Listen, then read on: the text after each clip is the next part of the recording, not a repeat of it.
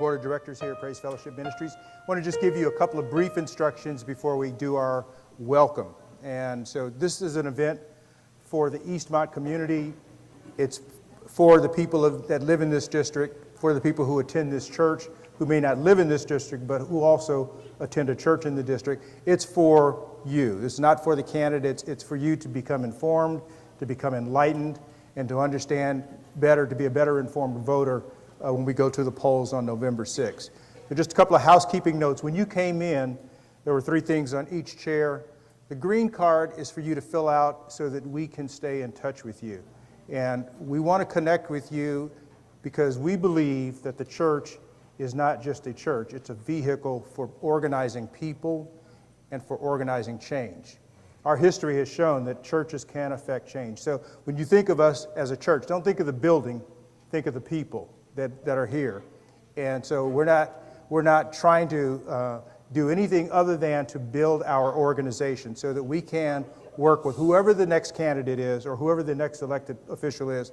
We can work with them more effectively when we have more strength in numbers. So that's what we're trying to do with the green card. So please connect with us that way.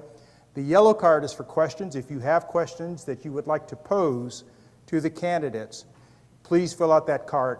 And the ushers will be coming around collecting both of those cards. The last item is just information about the ministry for you to take with you. Now, we won't get to all of the questions tonight, but we do have some already compiled. This was a compilation of questions that we've been receiving from Google Forms. We've been doing documents on Google Docs, trying to get questions for the last couple of weeks. So we have a fair amount of questions already. However, the questions that you give us tonight will not be wasted. They will be used as we go forward in dialogue and working with the elected official. Housekeeping, we have restrooms to my left, down the hall and to the left. There are also drinking fountains there as well. Hopefully you were able to park in our parking lot. If it's full, we have people outside that will assist you going back to your car so you don't have to go out in the dark. So we're here to serve you, the community, and that's what this event is all about. So at this time, I'm going to ask that our pastor come up and give us an official welcome, and he will be followed by our assistant pastor to give an opening prayer. That's a hint. It's a sign right there. They don't want me to stay up here too long. You know what they say, they never give a pastor a microphone because he may never sit down. But anyway, good evening, everyone, and welcome to Praise Fellowship's Ministries District 6 Candidates Forum, which is being hosted by our ministry, Praise Fellowship Ministry. Praise Fellowship has been a pioneer in this community of Eastmont for many, many years, and we are certainly honored to have you as our distinguished guest here tonight, anticipating to hear from the candidates that's on the stage here. We welcome you, the audience, and each distinguished candidate that's here represented. So tonight, I don't know about you, but I'm looking forward to hearing from each one and to the reasons why they want to be elected to this council seat. So without any further ado, I bring to you to our assistant pastor, Pastor Benny Parker, who will open us in an invocation. It's good to be here to be able to do this. As always, we always want to put the Father ahead of everything that we say and do so that we might prosper in those things that we want to do. So let's just look to the Father. Father, we just thank you for this opportunity to come together for this forum right now. We ask special blessing. We pray for clarity and good understanding and that it would bond us together in a spirit of unity. Father, it's for the betterment of District 6 community. Now we asking you to have your way, that everything be done decently and in order. In Jesus' name I pray. Amen. Candidates, if you see the front row, there are timekeepers there. Please respect our allotted time for the responses. You will be given 2 minutes to answer any questions. And there's a 1-minute card, and then there's a stop card. And so we ask that you abide by that. You've been through this drill enough, you know how that works. If you have a card to turn in, ask, just hold up your hand and the ushers will retrieve it. So if you have a card you want to turn in, you can do that now. We do have translation services available in the back for those Spanish-speaking constituents. So if you need that service, we have equipment and a translator available. You want to give that announcement again? Si necesita ayuda en español, se puede venir por aquí y podemos connect you up. Okay, thank you very much. So you may not be able to see it, but the order of service is on the wall. Order of service, we're in a church, I'm giving you the order of service. The agenda is on the wall. We're going to do the welcoming prayer, which we've already done, and then I'm going to do an introduction for each candidate, and I'm going to do that right now. Following my introductions of the candidates, I'm going to do a quick framing statement, and then we will get right into your questions. And we've got questions from the community, and then we have questions from each candidate, which will be posed to another candidate. The first introduction I'd like to make is for Ms. Maya Whitaker. And Maya is a Skyline High School graduate. And before I get too far into this, before I complete, or after I complete all of the introductions, would you hold your applause and let me get through the introductions, and then we'll come back and give each candidate, I'll give the group of candidates an applause. Maya graduated from Skyline High School and from San Francisco State in 2016, not in the same year, but she graduated from San Francisco State in 2016. She serves as a counselor for foster care youth and a program director for the Bay Area Urban Debate League. From 2015 to 2017, she served as a youth commissioner for the Oakland Citizens Police Review Board. In 2017, she completed training with Emerge California, an organization that prepares women for elected office. In 2017, Maya was selected by Mayor Schaaf to assist on the panel to select the current chief of police, Ann Kirkpatrick. From 2011 through this year, Maya has facilitated community roundtables to formally bridge and unmask the veil of politics and policing in her community. The Whitaker for Oakland campaign has registered over 100 people from our community to vote, and that number will only increase before November 6. The Whitaker for Oakland campaign educates, empowers, and increases access to programs and resources to support District 6 needs. The next candidate is Lauren Taylor. Lauren is a third-generation Oaklander, has deep Oakland roots, and he has experience solving complex problems and a collaborative approach. He will bring new leadership that makes a difference. That's why residents across District 6, along with Bishop Bob Jackson, Pastors J. Alfred Smith Jr., and Javier Ramos, former Mayor Gene Kwan, and many others endorse his campaign. Lauren, as an Oaklander, has learned early on the importance of giving back.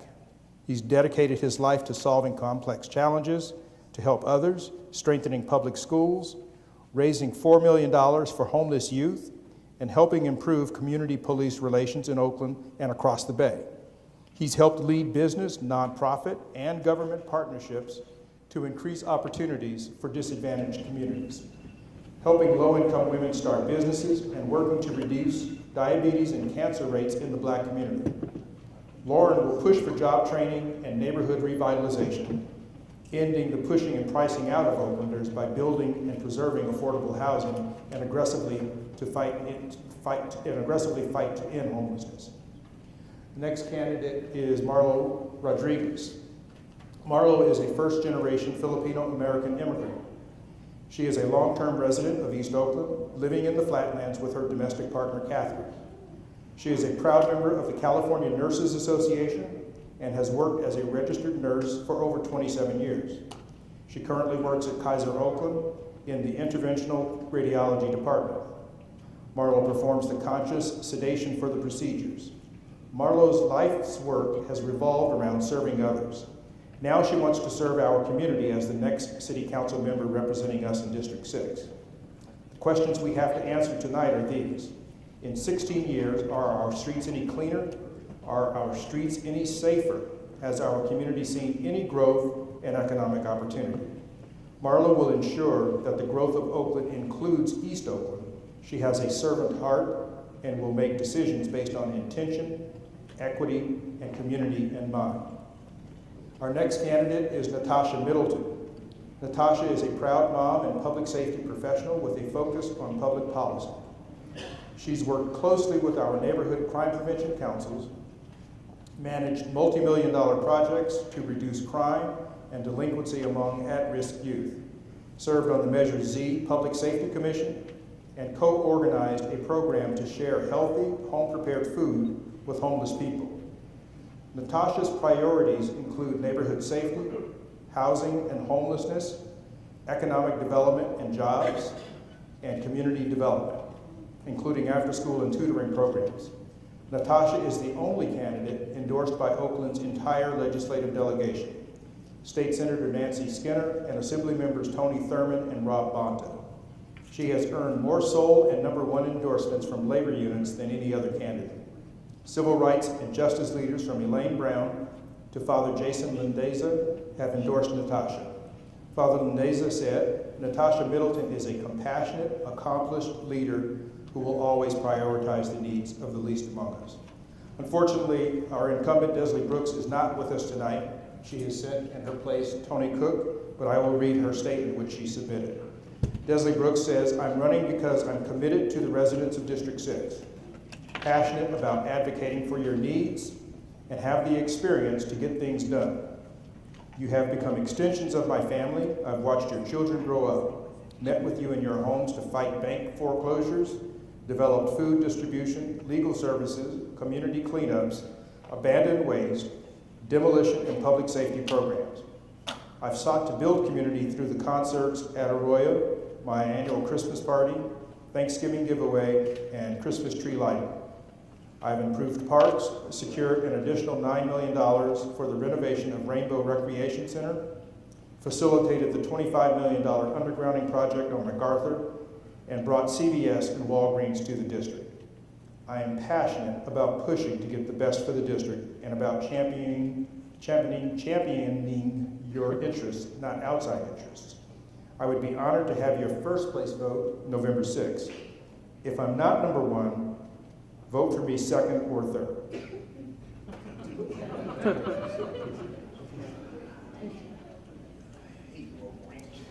Okay, so those are the introductions. Can we give them all a hand?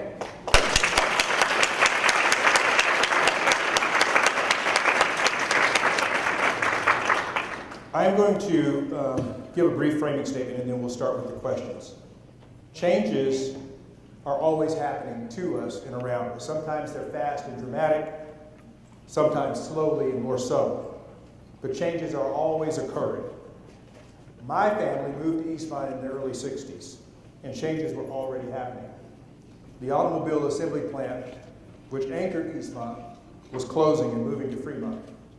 At that time, MacArthur was our main street, and it was the main street for the community. Between 73rd and 82nd, there were 2 banks, there were 3 markets, there was a dentist, there was a music store. You could even buy a motorcycle. But when the factory closed, a lot of jobs and people left. The Eastmont Mall was built and thrived for a brief time, but it changed too. The primarily white working class was replaced by a predominantly black population. Our community became more vulnerable to the ravages of drug addiction, unemployment, and poverty. Changes are still happening, though. They're happening even now. Old Bates Hall is being converted into lofts.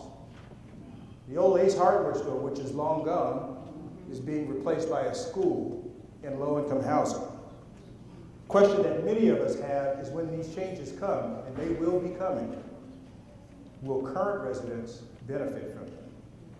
Issues like homelessness, displacement, unemployment are regional. They cannot be solved at the local level by a single politician alone. But we need leadership in this district who will demand that we receive the basic services that we deserve, that District 6 gets its fair share of street maintenance, blight abatement, traffic enforcement. We need a leader that demands that this I don't care culture that exists today is confronted and held accountable.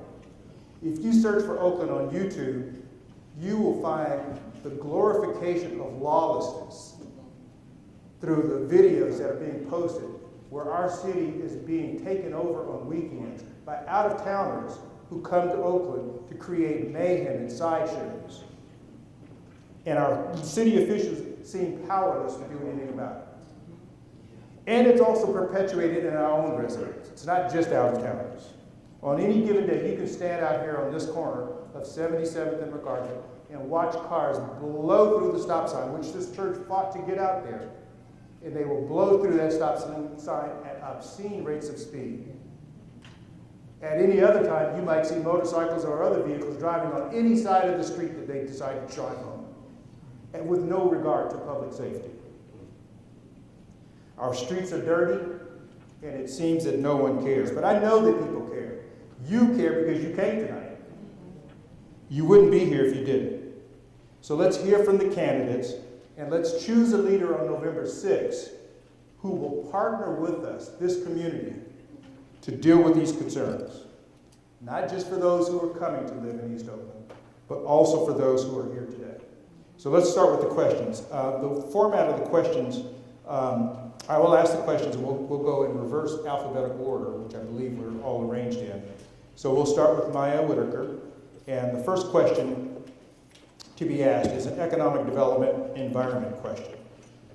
What is your strategy to bring and or incentivize developers and new business owners in abandoned commercial zones like Eastmont Mall, the MacArthur corridor between 73rd and 82nd? Good evening, everybody. Thank you guys for coming out tonight. Good evening. Good evening. Thank you. So, my name is Maya Whitaker, and I'm a candidate for Oakland City Council District 6. I am from East Oakland. I'm actually from 73rd. So, what I like to champion is that East Oakland is a community of resilience, and we also have the solutions to solve the issues that plague our community. We just need the resources and support from our government to make sure that it stays established and the buy-in from our community. When it comes to economics, one thing that I champion for us is building incubators in the corridors that we have to make sure that residents who have entrepreneurial skills are supported within our areas. I'm a champion of meeting people where they're at and not putting these preposterous standards on East Oakland of where we should be. As a person that came from this area, I definitely champion that we need to invest in our young who have the dreams and just do not have a clue what is financial literacy, things like that. I think that Oakland already has the national appeal. We can go anywhere in the country and say we're from Oakland. It's just time that Oakland residents learn how to capitalize on it. So I think that we need to bring incubators to change, like the areas of 77 where the young men hang out. I think that we should put storefronts here that support the dreams that they have and not just the tattoo shop and leaves us to do things like, even I went and got a tattoo around the corner. So they do use these things. So I think making it accessible to residents though, ignore the tattoo, but making it accessible to residents though, because my grandma says the same. Is the biggest thing about making people go to get things that they need in their community. And we need incubators that hire also our own to teach in these communities. So as a program director to a nonprofit, one thing I champion is hiring our own youth to become our own leaders. So we've been able to hire 60% alumni and had 100% retention in our program. And I think we need to bring that to a government. Oakland can teach itself, and we just need the support to make it happen.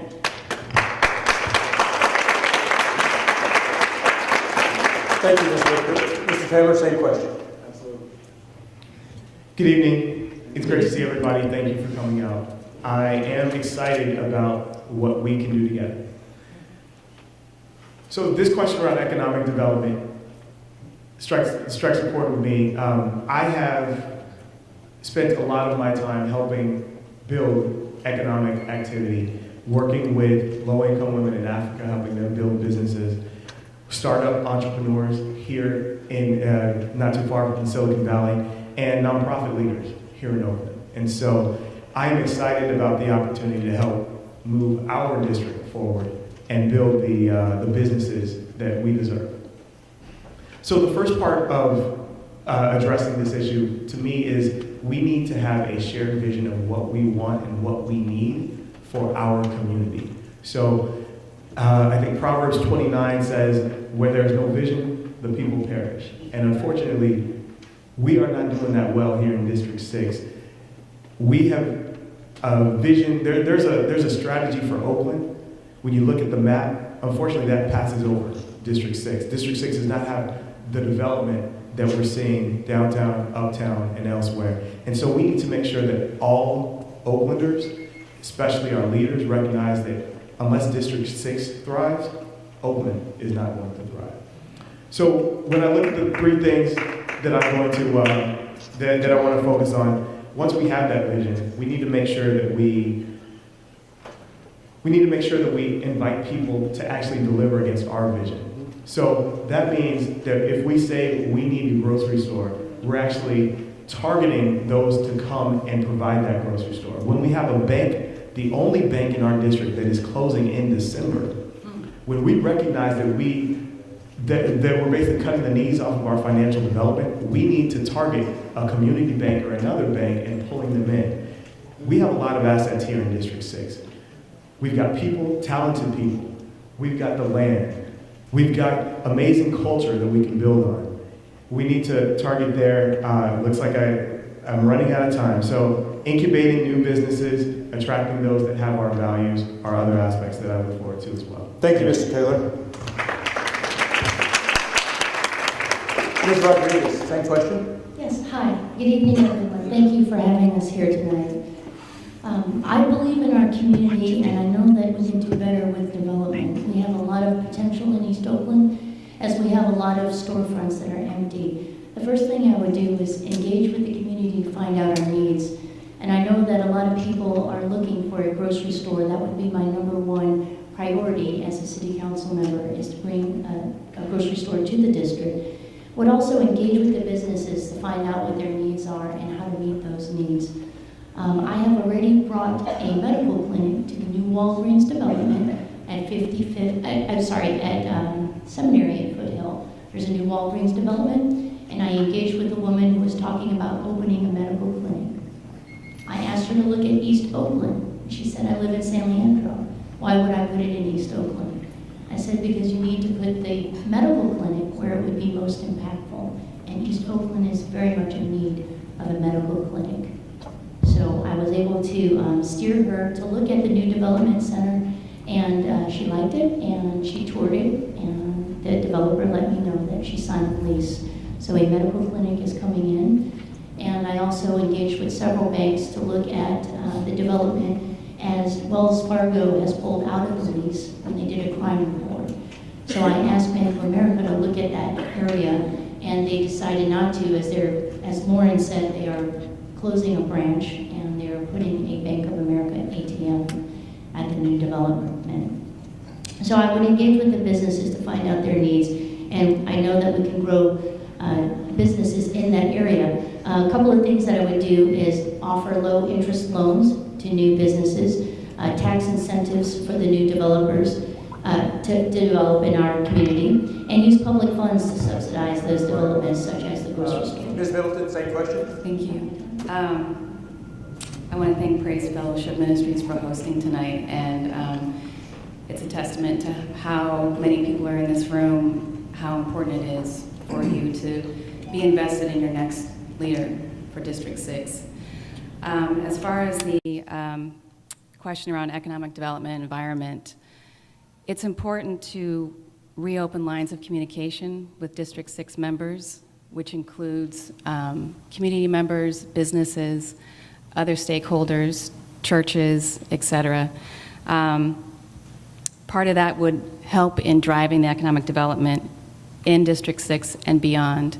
And I would like to see a focus on District 6 where we won't have to walk too far to a nearest store, or the fact that Ace Hardware is gone, why can't we have another one? Why can't we redevelop that? People who don't have access to transportation shouldn't have to be limited in resources.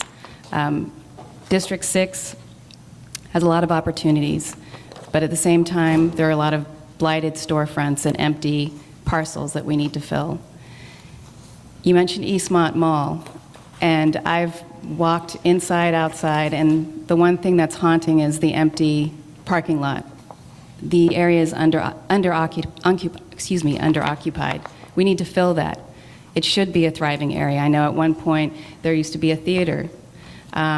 We should be more community focused, and we deserve the same as any other district, whether District 2, District 4. I've often said business improvement districts are key to bringing money back in, but you need businesses. And I'd like to see more small businesses in the area. I'd like to help the existing small businesses to check in what's going on. part of that too is it will improve the streets that you're talking about. And the other piece is I'd like to see more after-school programs, some more activities for children, and more job opportunities, partnering with unions. There used to be union apprenticeship programs in the area, but I'd like to have them brought back so you don't have to go too far to train. Let me, Thank you. join the other Thank you, Ms. candidates. Middleton. Ms. Cook, would you like to address the question? Thank the Praise Fellowship Ministries and those of you all that came out on a Wednesday night. A lot of you all, the little ones got to go to school, and some of us get to go to work, and then there's some like me that are retired and still have a lot of activity that we engage in. But to respond to the question, I want to respond as if Ms. Brooks was here, and also as a resident of East Oakland for 30 years. There has been little economic activity in all of East Oakland, beginning from Fruitville all the way to the San Leandro line. In this district, when Councilmember Brooks first got elected, on the corner of MacArthur and 61st Avenue and across the streets were 2 liquor stores. She partnered with the residents in that neighborhood and the NCPC, which was still being led by Nancy Sidebottom. The 2 liquor stores are gone. She partnered with the police department. The Walgreens is here and the CVS is here because of her championing. Anybody who holds this office is going to have to be a champion for equity. If I ask you all of all the ballot measures we voted for, how much of it has come to East Oakland? That's District 5, District 6, and District 7. Anything that we get is because District 5, District 6, District 7, and the at-large person vote together. There is a small business association that Councilmember Brooks has organized. For those of us that have been in this district for more than 20 years, yes, it was what the candidate Maya talked about. But I can guarantee you it's much better because you got a council person that says, we're going to get our share. You may not like the way I do it, but we're going to get our share. So our streets are being cleaned. We have better police protection. And thank you, and I'll stop. Our next question has to do with public safety. And the question for the candidates is this: how will you collaborate with other city officials to ensure that our community receives its fair share of resources to combat longstanding problems of blight, traffic enforcement, and criminal activities? We're going to reverse the order. Ms. Cook, would you address the question? I'm going to share with you exactly what I've found. Councilman Brooks has provided leadership on a number of public safety initiatives. She initiated and funded the Oakland Police Department's crime analysis and mapping project. She secured funds for crime analysis positions within OPD. She successfully got ShotSpotter reactivated in Oakland and then secured funding for the program's expansion to the flatlands of Oakland. She initiated the successful partnership of OPD and Oakland Housing Authority Police Department on ShotSpotter. This is the first such partnership in the country. She initiated and successfully secured council approval, which established the LED lighting program. This program will improve public safety by changing and improving the quality of 30,000 street lights across the city. And in addition, I know that when the young lady was a hit and run across the street from Frick, that street light is there because of Councilmember Brooks' advocacy. And again, it is making sure we get our fair share. But this is her record already. She'll continue to partner with the police department over there. She'll continue to partner with our NCPC, and we'll have hot August nights that she continues to provide resources to. Thank you, Ms. Cook. Ms. Middleton. Thank you. I intend to meet with our Area 4 commander on a weekly basis to go over the weekly stats and also any of our community-based organizations that are doing the work. It's very important to be abreast of the daily activities and the weekly activities. One of the other things is safer streets, safer areas. I know 73rd recently had a hit-and-run fatality. It's a very wide strip and not well lit. And I know it's important for people to get from one place to another to get to their homes, and our children shouldn't have to fear crossing the street with their family members. I also intend to connect with the Neighborhood Crime Prevention Council chairs and meet at each Neighborhood Crime Prevention Council meeting. The other piece is I know that not every neighborhood has a Neighborhood Crime Prevention Council, and you deserve it if you don't have one, because just because there is not one there, you still need to gather together to share information so that you can all understand where the priorities are for your areas. Also, District 6 is not anyone's dumping area. So I intend to also pay attention to those that are dumping from out of town, making sure we have cameras, and then also having an amnesty program where on a monthly basis, if people don't have the option of having pickups in their areas, that they can just do it free of charge. And I also intend to work with my counterpart in the Oakland Unified School District, because we also need to make sure that our schools are safe and our families and our students feel safe in the area. Thank you. Thank you, Ms. Middleton. Ms. Rodriguez. Public safety is one of the quality of life issues that really impact residents in District 6. So I would work with Police Chief Ann Kirkpatrick to talk with her regarding increasing funding for the NCP programs and meeting with beat officers and working closely to create more of a community policing model. Also, in regards to the trash and the dumping, we need to clean up the blight if we want businesses to come back to East Oakland. We have a liquor store that has been burnt out for over 2 years on Seminary and Kingsley, and another one right across the street from the the Walgreens Center. And that building there was also been laying there decaying for 1.5 years, and the kids walk by going to school at the liquor store right there on Seminary. So we need to clean up the blight so we can attract the businesses. And as far as the dumping, I'd like to see increasing the fines for dumping, increasing cameras, have more dumping dates so that people can drop off their mattresses and sofas and not just dump it on Bancroft. I'd also like to see more trash bins put in the business areas along areas that also have bus stops. As far as safety in the district, we have a lot of cars that are speeding and not paying attention to the stop signs and the stop lights. I'd like to see more police officers so we have more police presence. And we need to stop the sideshows because they are a public safety hazard. Let's see, I lost my place. You have 2 additional seconds. Okay, I'll stop here. Mr. Taylor. Great.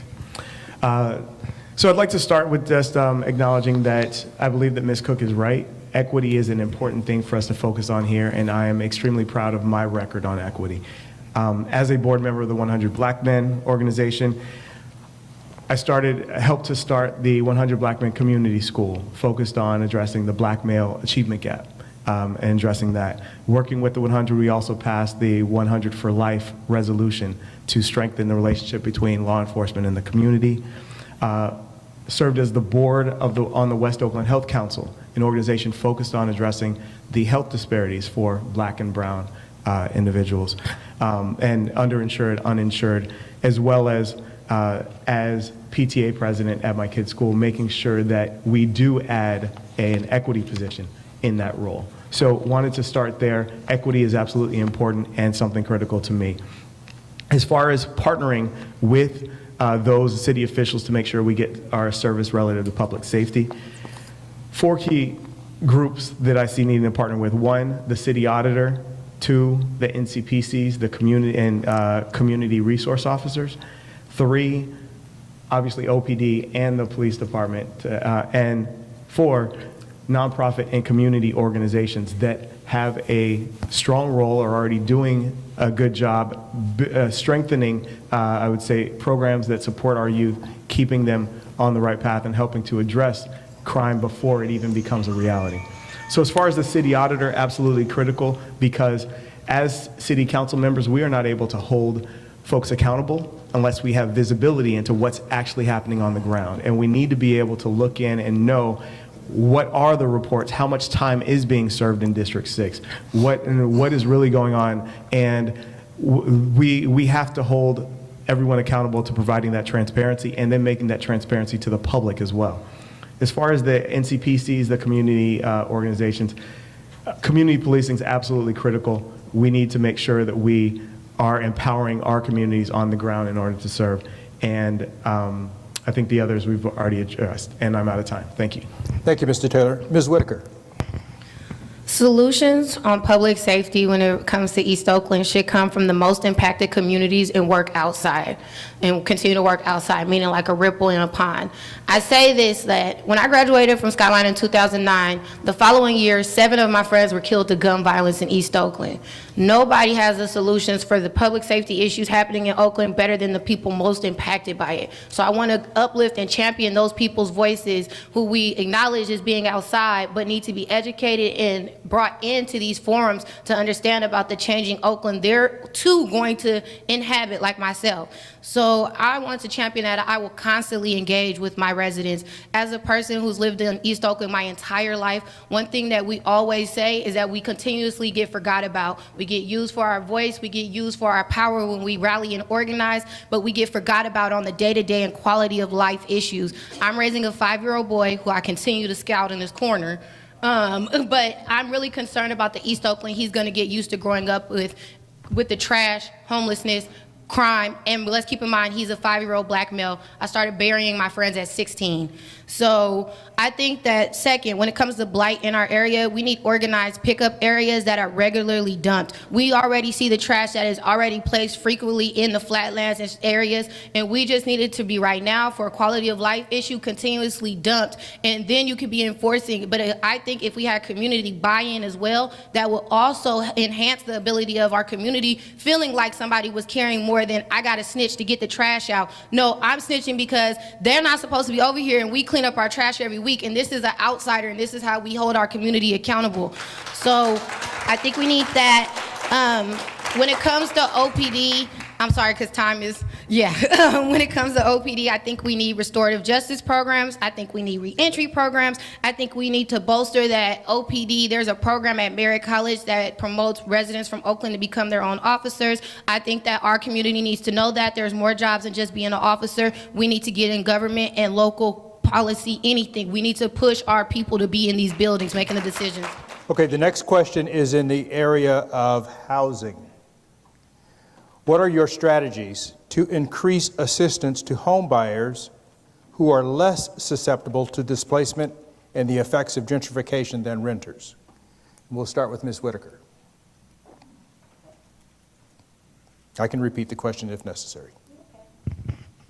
So I think that once we pass Prop 10, we should write comprehensive legislation that is coming from both renters and landowners, and meaning, people that own homes in the district. Beyond that, again, I'm going to say that they need to build incubators that provide training on financial literacy and home ownership. We already know there's first-time homeowner programs that bounce around through the churches. We need a stable, open-door place where residents know to go to get that knowledge. And again, it's taught by Oakland residents who know how to get through these tricky procedures of owning a home, getting your credit together. I keep saying financial literacy because most of our residents make about under $30,000 in District 6. So even being able to acknowledge how much do you make, what do you need to do you need a trade, do you need a skill set, we need to meet our residents where they're at. So homeownership is very important to me because there's no wealth and we can't pass anything down to our young if we don't own anything. And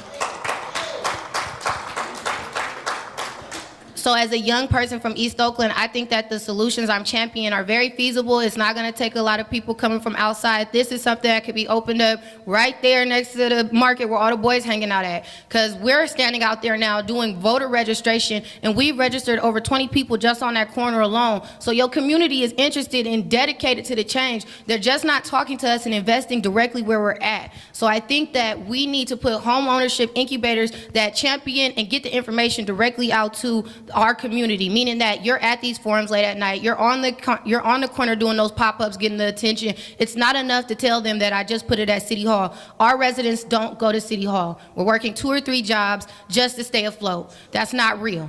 I work 2 jobs and I'm running for office. This is your young. I'm telling you, this is your young. So what are we going to do as a city to prepare us for that? I have no home ownership and I have a child. Your young are about to drown. Your elderly are being pushed out. Your working class are also wondering what's next, and we need to meet our residents where they are.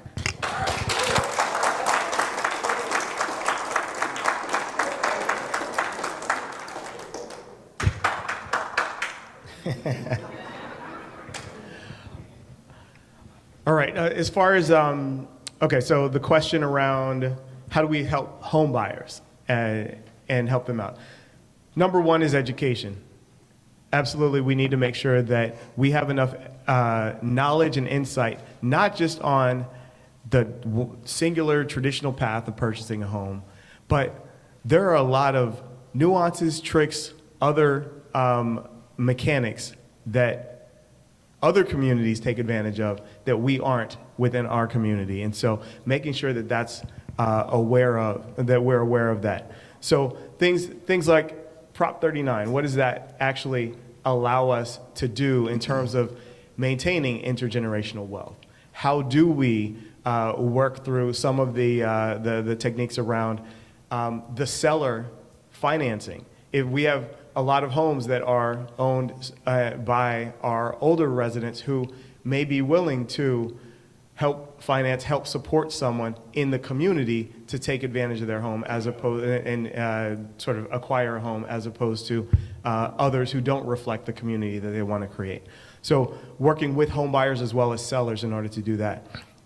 We need to refund home buyer assistance programs. We have a number of public employees, teachers, police officers, firefighters. We talk about we want to have folks work for our community, who live in our community. We need to refund those programs and make sure that they exist in a way that supports that.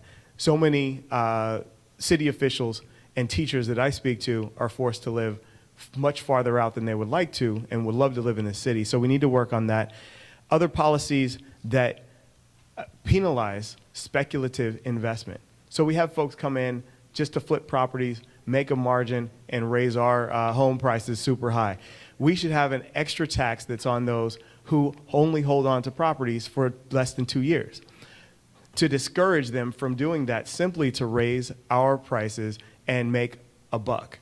We need to encourage those who are here for the long term, that are investing, those who have special benefits to those who are committed to our community, so that we do create the intergenerational wealth that is needed for making Oakland and keeping Oakland Oakland. Thank you.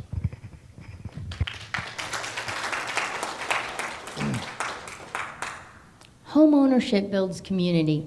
When families are able to stay a generation and more generations, they get rooted in our community and our communities are safer. So I'd like to see more pathways to home ownership through financial literacy and first-time homeowner classes that they offer through the city. And it teaches people what it takes to buy a home, and not only buy a home, but what it takes to maintain the home with the property taxes and the maintenance. I'd also like to say, see impact fees from developments. When they do not include the affordable housing, I'd like to see those impact fees boomeranged back into the community in the way of down payment assistance programs that offer grants to first-time homeowners in our area. So I'd also like to see a cap for seniors, as their property taxes are ever rising with different measures that people vote on. And again, these are ways that we increase home ownership and keep our seniors in Oakland as well. Thank you. Thank you.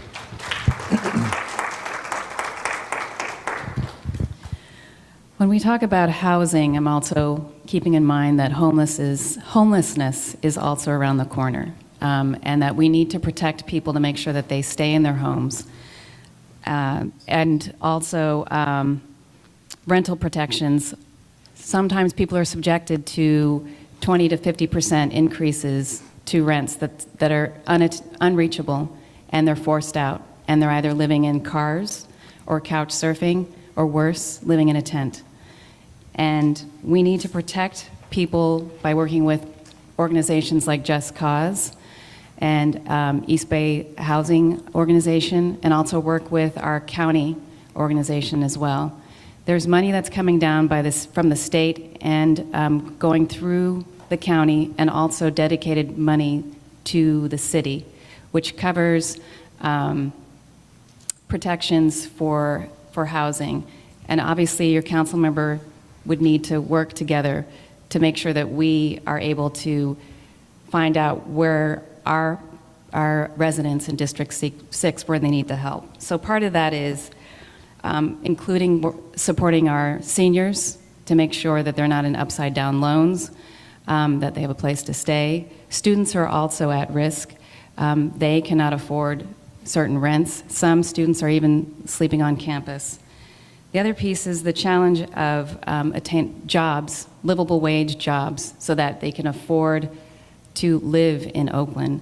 Right now, recently Alameda just increased their minimum wage to $15 an hour. Emeryville is at 15 and San Francisco is at 15. We are at $13.26 right now, so we are not competitive by any means. And a recent report talked about the only way that you can live in Oakland is you have to make at least $45 an hour. So part of that is making sure that we close the gap in ensuring that people can stay in their homes, and that also the opportunity to be first-time home buyers and working. There are programs through the city and through the county, and educating people on the same. Thank you.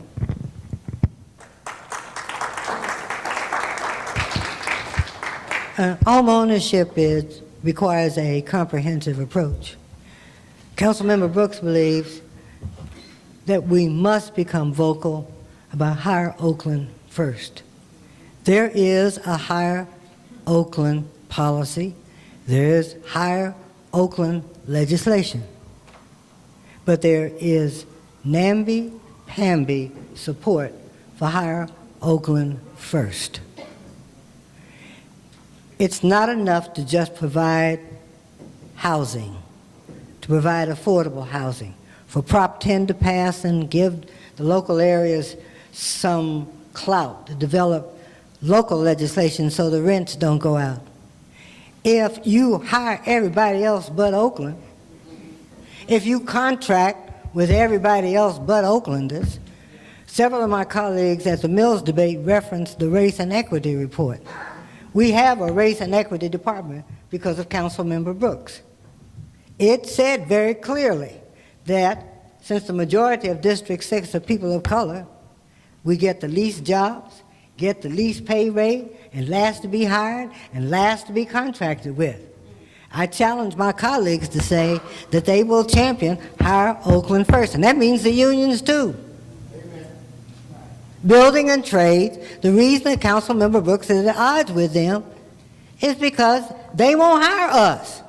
We know that's the hiring for. SEIUs hire us. And then lastly,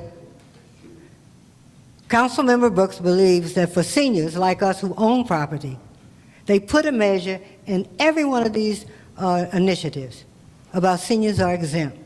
She believes those forms ought to be available and mailed to us just like they do in San Francisco. Thank you, Ms. Cook. The final question from the community is in the area of employment to the candidates. What are your strategies to expand the availability of living wage jobs in Oakland, specifically East Oakland? Ms. Cook, would you take that first? We have to, since Oakland is basically a closed shop, we have to ensure that these unions, and not just the service unions, are hiring Oaklanders. The Mandela Project, training project, one of the oldest training projects. They had to fight tooth and nail to get an agreement, and they still don't have an apprenticeship relationship with building and trades. That's where you make livable wages. I agree with some of the candidates, and I'm sure Ms. Brooks would too, about raising the minimum wage. That was a hard fought. For a while, Councilmember Brooks was by herself just to get that done. The reason that Walmart left, they wanted to say because we stole, they didn't want to even pay the $13 an hour. So that's how we began to get in the training. Peralta College is in District 6. I know that Councilmember Brooks partners with them. I was interested in hearing my colleague give credit to the Administration of Justice program, because what they do is they train our young men and young women to pass the exam and to physically. These are the two things. And the other one was that we got rid of the post-exam, thanks to Councilmember Brooks, and we now have the frontline exam, which is more about community policing and being in touch with your community than the post-exam was basically a police SAT exam. Thank you, Ms. Cook. Ms. Middleton? Thank you. I am a strong supporter of making sure that we have job opportunities for our youth and young, and anyone that's interested in getting a livable wage job in our area. One of the things I've already mentioned, and I've already spoken with the unions about this, is that I want to see those training areas back here in District 6. Part of the challenge is safety, but if we have more activity here, more businesses, more community activity, and more opportunities, that should not be an issue. Now, I recently attended a job fair in West Oakland that Building Trades had hosted.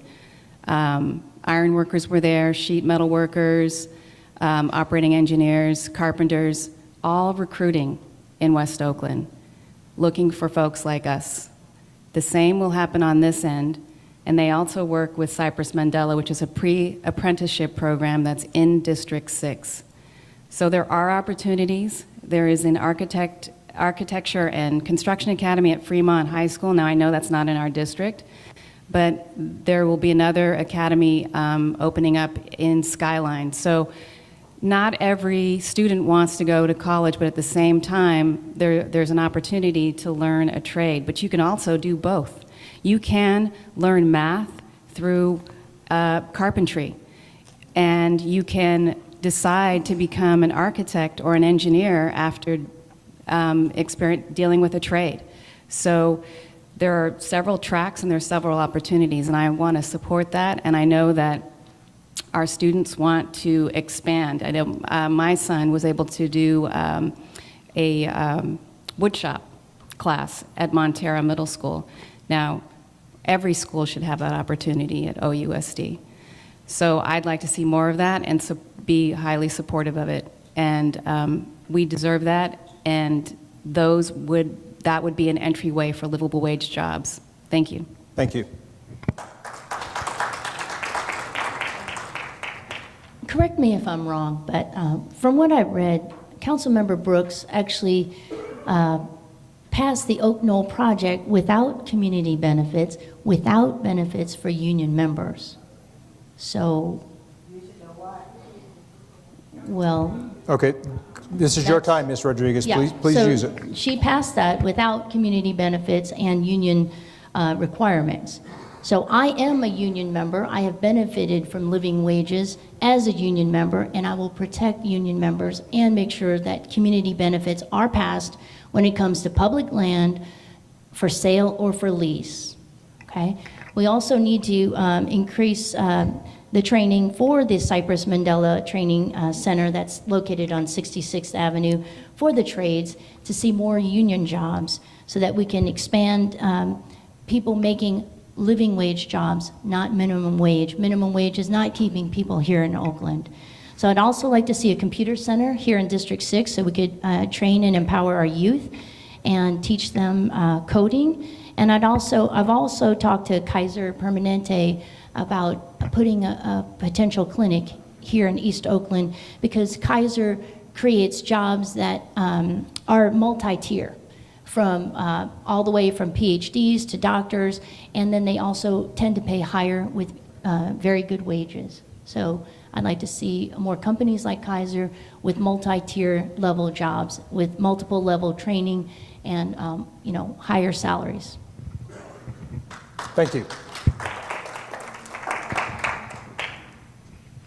Job creation is absolutely critical, number one. I would say my number one platform item is creating economic opportunities for all Oaklanders, because I know that unless all of our residents have the ability to support themselves, their families, and then reinvest in our community, we don't have a fighting chance of addressing public safety, other issues like homelessness, lack of affordability, even the neighborhood blight and illegal dumping have its roots on a foundation of not having enough economic opportunities. So I have experience creating jobs, building business incubators, helping companies and others train for the workforce of the future. And I'm excited about being able to help move District 6 and Oakland as a whole forward. Number one, we have a high unemployment rate and a high job vacancy rate. That reality is only indicative of the fact that we have a skill set misalignment. We need to bring the skills and the training for our unemployed and underemployed residents so that they can fill the jobs that are vacant at this point. We also need to attract new jobs. We need to have a diverse set of jobs. Yes, construction jobs are here and they will be here for a while as we continue developing. We also need to look at other industries, tech, biotech, energy, and make sure that we are attracting those businesses, but not just businesses that are willing to come here, any business is willing to come here, those that align with our values. We need to not just bring in companies that have white-collar jobs at the highest level that only signal displacement. We need vertically integrated companies that actually have jobs at all levels so that our residents can take jobs that meet them where they are, but also know that they have a path towards career development and progression.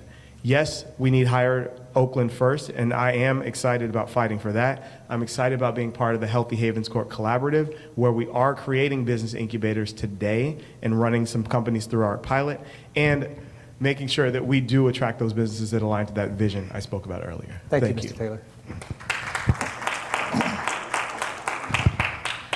So I like to say that if you guys don't know, Oakland Unified graduates about 60% annually. And as a proud product of that 60%, I'm again champion, we need to meet residents where they are. That 40% did not die, they are your working population. So I think that we need to be realistic about when we bring jobs, anytime we bring jobs, it needs to be East Oakland or Oakland on the job first. We also need to be having development for us to get those jobs constantly funded annually. When I was a youth growing up here in East Oakland, we had summer job programs annually funded where youth knew you could go to Youth Uprising or EOYDC for a 3-month program to get a job either in downtown or some type of union, so you're exposed to what jobs are available in your city. For the last couple years, it seems like they have forgot about our youth, and therefore you see our crime pick up because our kids are left to fend for themselves while their parents are working 2-3 jobs. So I think that we need to be realistic when we say we need to get jobs. We need to constantly be developing. Every year we need to be funding and developing people to be able to get those jobs. Job development needs to go from ages 16 to 24, to be honest. So and like I said, we need job training. We also need to promote livable wages. We know anybody that came to you and said they had $1,000 to live in your room, you wouldn't take them. So we need to be realistic about how are we going to provide for our others who are about to be unhoused if we keep going on the path we're going. So I'm going to promote livable wages, of course. I already said we need re-entry job programs for our residents who are returning back to Oakland who have no clue about the Oakland they finna get. If we having a hard time, you can see him on Instagram. He gonna have a rough time. So just saying, just meet them where they at with some of this. I I feel like Oakland is at the cuff of the technology industry. We kind of seen what happened to East Palo Alto, the West, and I think East Oakland's got a unique chance where we gonna say, for these tech industries that are interested in our land, like I keep saying, we want incubators. We already know there's tech programs already established in East Oakland. We need to house them in buildings and make sure that those tech programs are going through the programs already in our programs, working with our youth, making sure that we audit those tech programs so when they say they're coming, our youth are not only getting those jobs, but we can watch and transcend where they're really doing with us. Thank you. Program from community questions now to questions from the candidates to each other. We asked each candidate to come up with questions that they would like to ask of each other, and we're going to continue in the order that we've started. This is a question from Natasha Middleton, and it is going to go to Maya Whitaker. Will you commit publicly here tonight to support increasing the minimum wage in Oakland to $15 an hour? Please give a yes or no answer. Yes. Okay, thank you very much. This next question is for Mr. Taylor, and it is from Ms. Whitaker. How do you plan to get better participation in local government from District 6 residents to sustain the things that you plan to do? Absolutely. Participation from District 6 residents, it does come from meeting folks where they are. I will, number one, make sure that as we engage, we create opportunities for folks where they live. So one is attending community meetings. Number two is not simply resting in an office at the police station where we know a number of our residents aren't going to come in order to meet or get their needs met, address their issues. Actually coming out into the community, having a mobile office, working with different businesses to establish a location here in the MacArthur corridor, a location closer to Arroyo Viejo, a location off of International near Havens Court and Roots Academy, different locations so that it's accessible for our residents to engage with me. Also, it requires that we have a team. I don't pretend as though I can be everywhere at once. I need to have a staff, and I know certain council folks do have a staff and others do not. And so I will absolutely maintain a staff where we can have representational nature, folks that are assigned to different neighborhoods, parts of the district, and be that point of contact, meeting with them on a weekly basis, in addition to myself being in the community, just to make sure that there is that connection, there is that awareness, and there is that engagement. We also need to make sure that District 6 is represented on boards, commissions, and other city programs. And so that is one, we need to make sure all those slots are filled and not left vacant so that the voice of District 6 is there, is heard, and able to move the city agenda forward, not just me, but the entire community. Thank you, Mr. Taylor.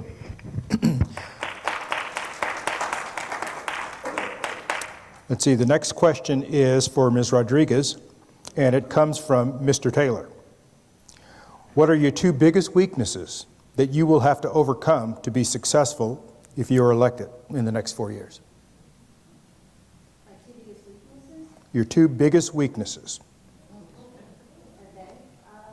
Okay. Is your mic on? One of them, I guess, is public speaking. I'm kind of shy, and so I don't really like getting up and speaking to people. So I think public speaking is one of them.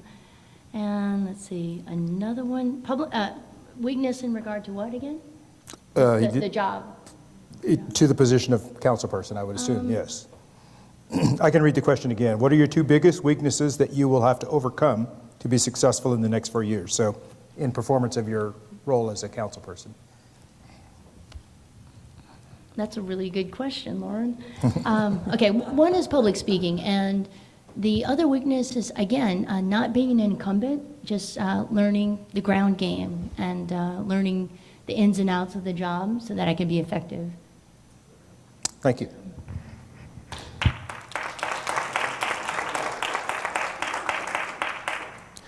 Ms. Middleton, your question comes from Desley Brooks. Please name specific projects that you initiated in District 6 to address public safety. Well, I pulled volunteers together when the monthly homeless feeding program that we did for an entire year. There were District 6 residents that participated. And since homelessness is all over the city of Oakland, it's just making those meals and planning around it. So that's what I initiated. Thank you. But I also would like to add, I thought the question that we were asked, that we were posing to all of us, so that it was the same question. No, you each posed a question, and it's my role to decide who gets the Oh, question. absolutely. I just wanted to make sure that was, anyway, I'll that's- leave it alone. That's the procedure. Okay, and also, as in my role as moderator, since our incumbent did not come to the forum, we will not ask her a question because she's not here to answer it. Finally, in our closing statements, and I will afford every candidate, including Ms. Brooke or Ms. Cook, standing in for our incumbent, to have a closing statement. I would like for you to answer these two questions in your closing statements. And think about what's going to happen in the near future. In Oakland, particularly in East Oakland, in about 2 years, we're going to have a Coliseum without tenants. The Raiders are gone, the Warriors are gone. What can you make of that land? Do we need to build more low-income housing, or do we need to attract businesses that can afford to pay wages that will allow people to live and purchase and to rent the type of housing that we're producing? What will be your top 3 priorities? Here's your question. What will be your top 3 priorities in your first 100 days in office? Will you commit to working with this community to solve the problems that we currently face and to exhibit leadership in attracting new business and employment opportunities in the district? There were many questions that we did not ask tonight, and I appreciate everyone's input, but those questions will go beyond this meeting. And so we need you to come back within the first 6 months of your term and meet with this community and continue to work with this community to address our concerns. That's the only way we're going to grow healthy and become vibrant, is if we have a champion in City Hall for this district and for this community. So include those questions in your closing statements, and we will start with Ms. Whitaker. Coliseum is such a touchy subject for us, I feel like, as East Oakland residents, because we really don't want to imagine what it's like without that sports teams being there for our people to go to, even if they suck. So just thinking about it, it's not about that. Oakland's loyal, and that's the thing that we expected from the teams and the businesses we partner with. So I think that we need to stay true to our roots, and actually, when thinking about that Coliseum ground, I really think that we need to make that into an incubator. It's right off the line of the BART train. It's right off of that air BART thing that they built. And so I think that if we really bolster it again from the community up to take advantage of it, we can reap the benefits of it. So I really want us to explore that as an option. And so my first 100 days would be, 1, working with our community and establishing new community leaders, and working with our old leaders as well to start exchanging knowledge out of the silos that we've been used to in this district for so long. I think it's time, as a new generation leader from our community, that we have reflective government that meets the people where they are, but also is okay with building relationships. As somebody from Oakland, I'm very good with the rule of, you stay over there, I stay over here, everybody know where they stay at. But it's a changing Oakland now, and the only way we're going to sustain being here is if we all get in line with everybody in a unison, step in toe, organize, and apply pressure. So with that being said, mail ballots are coming out. I hope that you will make Maya Whitaker your first, second, or third person when you come to ranked choice voting. I hope that you will champion in your neighborhoods that somebody from our community, because I used to hang out in Eastmont too, like everybody else, so somebody from our community has now said, you know what, it's time for us to throw our own hat into this race and get busy with politics. It's no longer enough for us to ask politicians to understand our issues. We need somebody that has the values every time, not sometimes, and always champions East Oakland, never forgets. And as somebody that grew up from here, my loyalty is always to the soil, but more so to our young and our old that are being pushed out. I really want to stress that right now. Like, you have people that were literally have been here through the good and bad of Oakland who are not here to reap the benefits of the culture of Oakland right now. And that's a real issue for our residents. Also, just thinking about Our community is hurt right now. Like, when we have been door knocking and mobilizing people from 76, we ran into Nia Wilson's mother, Miss Alicia. She lives around this neighborhood. And to know that that's somebody literally from our neighborhood, and I was one of the people that spoke at that Nia Wilson rally just because that was important to our community. Where were the resources for our community that's still being hurt? They don't know what we need to survive. So I'm tired of us begging. We need somebody that's always championing our solutions, somebody that will always put, I always say East Oakland first because I'm from the East. So we'll always put East Oakland first, but more important, we'll always champion all of your voices. So again, I hope I have your vote. I hope you will look at my website at whitakerforoakland.com. I hope you will look at my social media. You will see faces that look like yours and myself, young and old. So I hope that you guys can see that we are really reflective to the community and will join us on our campaign. And we call it hyphy politics. Thank you, Ms. Whitaker. Mr. Taylor, 3 minutes, please. So once again, thank you guys for coming out. Thank you, Praise Fellowship, for hosting this. My name is Lauren Taylor. I'm a third-generation Oaklander, a husband, a father of 2 school-age children, an Oakland-based small business owner. And because of those things, I am deeply committed to making sure that we grow as a city and we grow in a way that takes care of all of us in the process. Growing up, my life has been influenced by hundreds of Oaklanders, those who have sacrificed their blood, sweat, tears to mold me into the person you see before you today. It is their sacrifice, their energy that has inspired me to answer this call to serve my community and help move us forward. I love Oakland. Oakland is a place that my grandparents came to in the 40s from the segregated South to create new opportunities for themselves and future generations. It's the city that my mom, Linda, and dad, Percy, who are sitting here, went to high school, Oakland Tech and Skyline High School, graduated. The Oakland that they graduated in is one that allowed working class families like mine to move from public housing to home ownership, from public schools to promising careers. Unfortunately, that Oakland is not a reality for so many Oaklanders, especially many who live in District 6. I believe that that does not have to be that way, and I'm committed to making sure that we have the opportunities for all Oaklanders to thrive.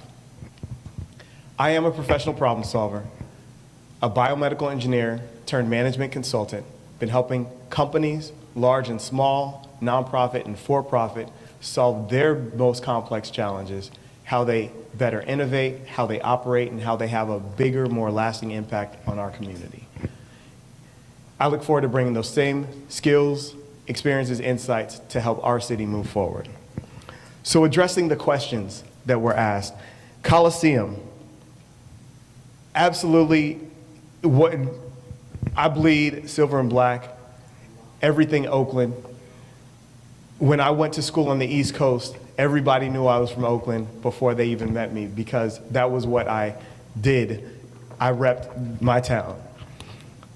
That being said, that site is the most valuable site on the West Coast, and we need to make sure that we are getting our maximum value from it.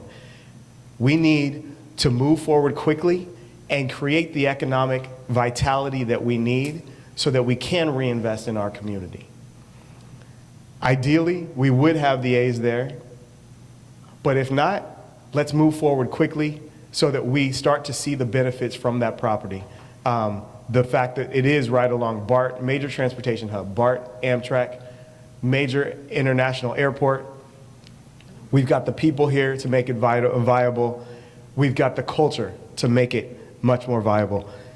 To me, what we need on that site, it's not an either or. We need to have housing and corporate offices and commercial space so that we can jointly build all of that together in the live, work environment that allows folks to live close to where they work, close to where they shop and play and seek entertainment. Thank you, Mr. Taylor.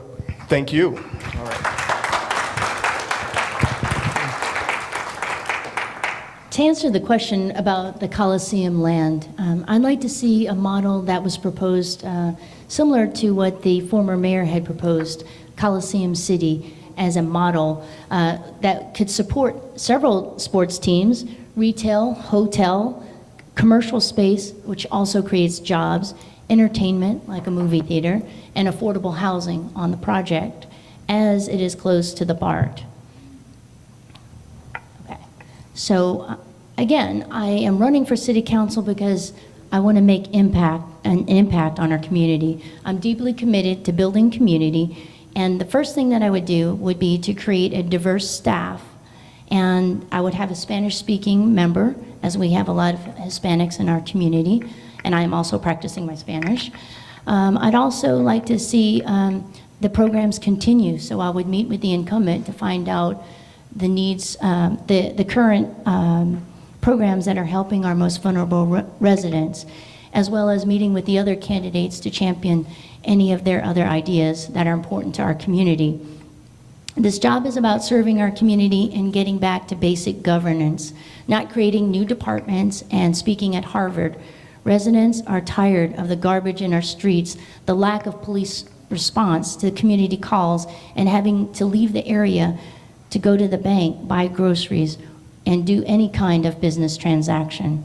They're also tired of the manner in which the council member conducts herself and the millions of dollars wasted on lawsuits as a result of her behavior. They want a leader who is capable and who listens to them, and a leader that will be focused on affordable housing, youth development, resources for the homeless, business growth, job development, and keeping our streets clean, safe, and repaired. I am that leader with a servant heart. Working as a registered nurse, I've seen the struggles of our seniors, and I will champion their needs. I see that our youth are not prepared to compete with the good-paying jobs to stay in Oakland and to be able to raise their families here in Oakland. I look around at the homeless and feel a sense of responsibility. Almost every week, one of my friends or coworkers are looking for apartments. This is why I'm running. I've already made some differences in our community as I've helped an elderly couple with their utility bill and brought their bill from $400 down to $90 by connecting them with resources.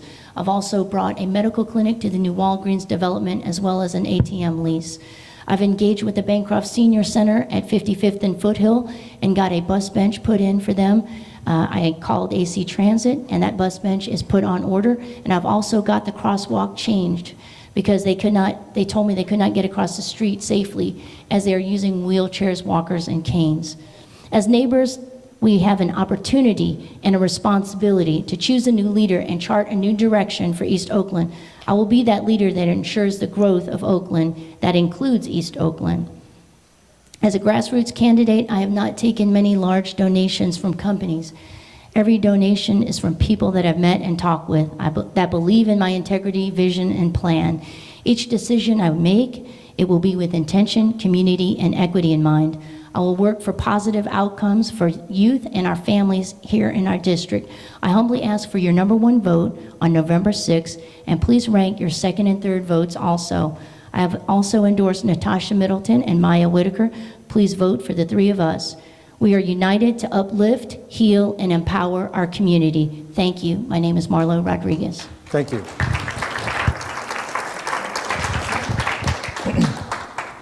Thank you. I'm running for city council because we need a change, and we need leaders that focus on our priorities. As it was mentioned before, my background is in public policy. I received my master's at Mills College in public policy. My master's thesis at the time focused on priority-based budgeting, and my client was the Budget Advisory Committee. I'm very proud of that because that's something that I pay attention to. It's about the budget. It's something that council members have to pay attention to where the money is being allocated. And one of the things that's important is making sure that the key area is job development and where we can increase job opportunities for our folks in District 6 and all over Oakland. I'm a proud mom, and I have served on the Family Violence Law Center board for 4 years, and I've also been on the League of Women Voters. My 3 areas that are a priority are housing and homelessness, community and economic development with a key buy-in from the community, and public safety with a focus on human sex trafficking. Oakland is the hub for sex trafficking, also labor trafficking, and international runs through District 6, so that impacts our communities and our families. And I have experience in this because during the day I work at Alameda County Probation as a management analyst dealing with policy and legislation, very keenly aware of the issues. So one of the things that you asked about the Raiders, I've been a diehard Raider fan since I was 10. My father was the first person who introduced the Raiders to me. It is heartbreaking to think that they're going to go to Las Vegas. When I say that because I'm still in denial. And if they change the name, that would be even worse, because to me, they are only known as the Oakland Raiders. They are defined as the Oakland Raiders. What we would be missing is a microcosm, a microculture that happens every Sunday or a Monday night where people gather together, and it's a fellowship, really, and it's community. So the Coliseum area, granted it is in District 7, but what I would do is work with my fellow council member and other council members, because we're going to have to make decisions on what to do next with the area. It would be nice to also keep the A's if that ends up being that way. But it impacts people who have jobs at the Coliseum who live in District 6, keenly aware of that, or businesses. So I would work together to make sure that something is filled there. We cannot have an empty space. That is a massive empty space. We already have empty parcels in District 6. We cannot be a ghost town in our district in Oakland. And finally, I know my time is up. My first 100 days would be to meet with the electeds, state, local, county, business owners, etc. But I'm not just looking at the first 100 days. I'm looking at the next 10 years. I'm thinking about our children, our children's children. We need to have home ownership. We need to translate that home ownership to the next generations. Otherwise, people from the outside are coming in, and it's not being handed off to the generations that are here for a while, and we need to maintain that. That's what I'm dedicated, and that's why I ask for your vote, first, second, or third, and I've also endorsed Maya and Marlo. Check out NatashaForOakland.com, and thank you for your time. Thank you. Ms. Cook, I know you're not the candidate, but would you like to address a closing statement and address the questions? The plans for the Coliseum is going to be a test of how well we know government. It's not up to the council to make that decision. The Coliseum is in conjunction with county government. But what I can promise you is that if there's a possibility, and if you all push for it, Councilmember Brooks will once again be a member of the joint council that makes the decision about what's going on with the Coliseum and the property. That's very critical. Council is going to get one seat. And what I can promise you is, if it goes to District 1, District 2, or District 3, we will be forgotten. I can guarantee you that Councilmember Brooks will continue to work with Councilmember Reed, because the Coliseum is also that vacant property that was Walmart. It's a big open space. So it's not only jobs at the Coliseum, it's jobs at the Walmart. I can promise you that for the next 4 years, not the first 100 years, and some of you all have reaped the benefits. She's going to still be a loud proponent for equity. Not equal, equity, to make sure that we get our share of city services. Yes, we all see the cranes. My church is over across the street, well, it's actually perpendicular to Fouché Funeral Home. So I go down the street, I see the cranes. Not only in downtown Oakland, but I can see the cranes from the backyard of the church. Some of those cranes need to come here. No matter who gets elected, if you keep looking to your council person as the Messiah, you will always be without. You will always. We can all promise you the moon. There are no messiahs here. But what I can promise you is there will always be a voice for equity. Because if you don't stand for something, if you're not afraid to confront power, Paul Cobbs used to say that sometimes you just got to confront the wicked man wicked to the wicked man's face. And y'all know that Desley ain't got no problem with that. May not like it, but you know, she don't have no problem with that. When Nia Wilson was killed, she was the first to pull people together. She was the first to pull people together about that killing. And so, like the others, I hope when you get ready to vote that you'll say, I like what I have. I don't know the other candidates, but I know who's been speaking for me, and vote number 1 for Desley. Thank you, Pastor. Thank you, Thank Ms. you, Cook. people. On schedule, I would like each of the candidates and Ms. Cook to pick up their microphones. And because I'm getting old and I may not have heard the answer, I want you to answer this question. Will you come back to this community within the first 6 months of your term and continue to work with the problems that are facing this community? Hold up your mics. We want to record you. Okay. Yes. Ms. Whitaker. Yes, absolutely. Mr. Taylor. Absolutely. Ms. Rodriguez. Definitely. Ms. Middleton. Yes. And Ms. Cook speaking for Ms. Brooks.